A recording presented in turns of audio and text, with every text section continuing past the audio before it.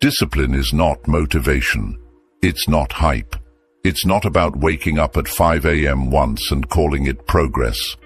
Real discipline, the kind that doesn't waver in storms, that stays firm when life throws everything at you, is forged in silence, in solitude, in the deep inner training grounds of the mind.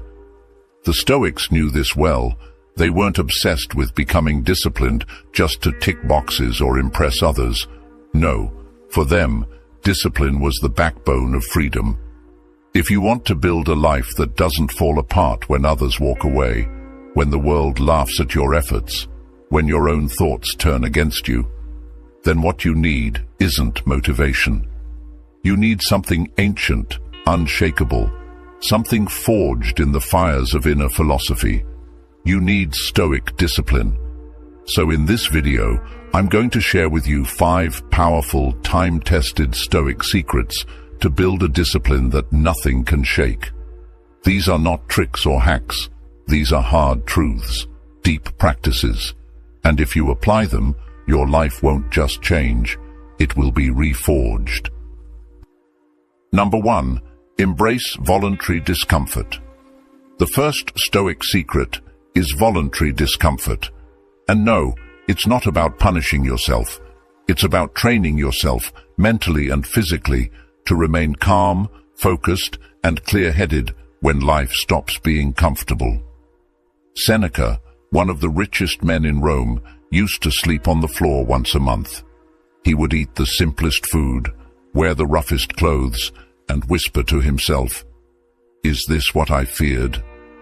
He had all the wealth a man could ask for, but he practiced letting go of it. Why? Because comfort is a seductive liar. It lulls you into thinking you're strong, when really it just removes the friction. You only find out who you are when everything becomes uncomfortable. The modern world sells ease like it's success. But Stoicism tells us, train in hardship so you don't collapse when it finds you. Cold showers, fasting, lifting weights, walking instead of driving, these aren't just habits, they're declarations. You're telling the world, I refuse to be ruled by ease, because discipline lives on the edge of discomfort. You don't have to suffer, just practice not being pampered. When you deliberately practice discomfort, you're not weakening yourself, you're hardening your resolve. That's the first foundation. Number 2, premeditatio malorum, the second secret. Premeditatio malorum, the premeditation of evils. Marcus Aurelius, in his Meditations, wrote, "Begin each day by telling yourself, today I shall meet with interference, ingratitude, insolence, disloyalty." Not because he was negative, but because he wanted to be prepared. Most people lose their discipline because they live in fantasy. They expect the world to be fair. They expect people to treat them right. And when they don't, their resolve breaks. But the Stoics, they start their day expecting difficulty, not in a depressed way, in a prepared way. They go into every situation already rehearsed. If someone insults them, they've already seen it coming. If plans fall apart, they've visualized that collapse 100 times. And because of that, they remain calm, steady, unshaken. Do you want to be disciplined? Then you can't be surprised. Expect the noise, expect the delays, expect people to misunderstand you, and then act anyway. If you anticipate chaos, you'll never be controlled by it. Premeditation isn't about pessimism, it's about clarity, and that clarity builds a discipline no crisis can break. Number 3, build your inner citadel to master the mind. Think of it like this. You live in a fortress, and that fortress is your mind. The world outside can collapse, people can leave, circumstances can change.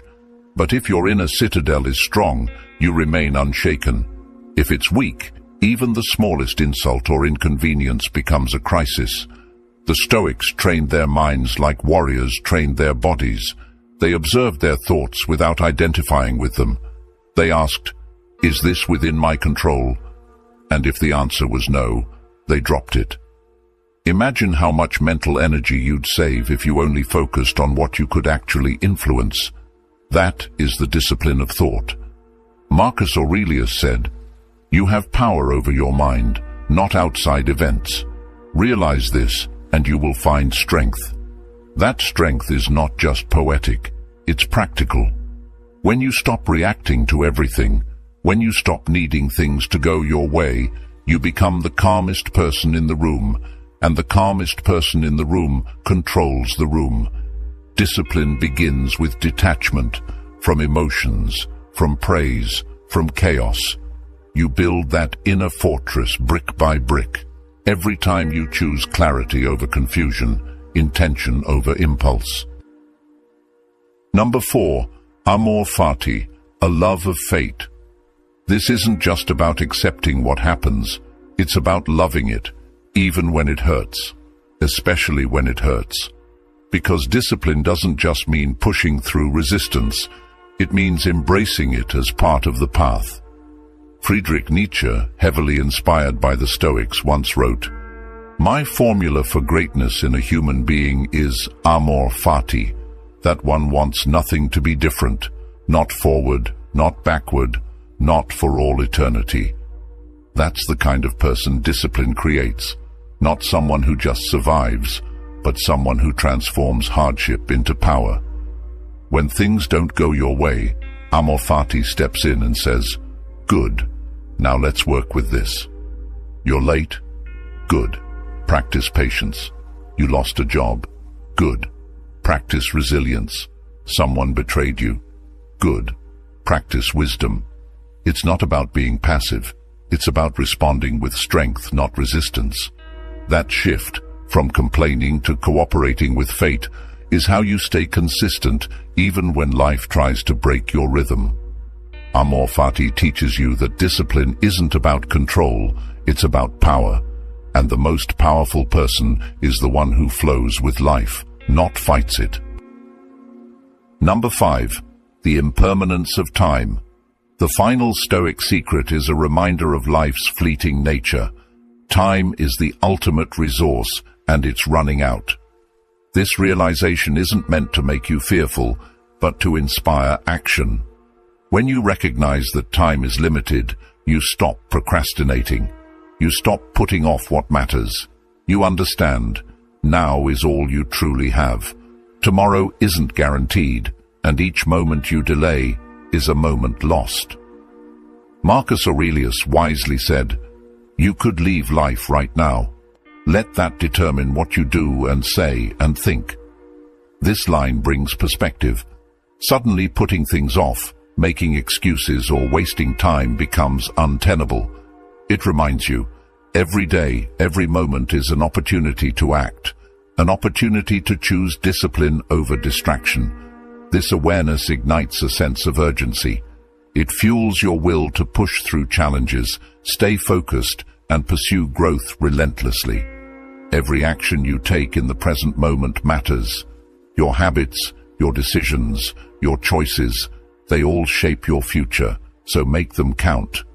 Let the awareness of time guide you, motivate you, and drive you to take consistent, disciplined action every single day. Discipline isn't about restrictions, it's about mastery. It's not about forcing yourself, it's about being aligned with your purpose. The Stoics didn't just talk about this, they embodied it. Through voluntary discomfort, preparing for life's challenges, mastering their minds, accepting what's beyond control, and embracing the present moment,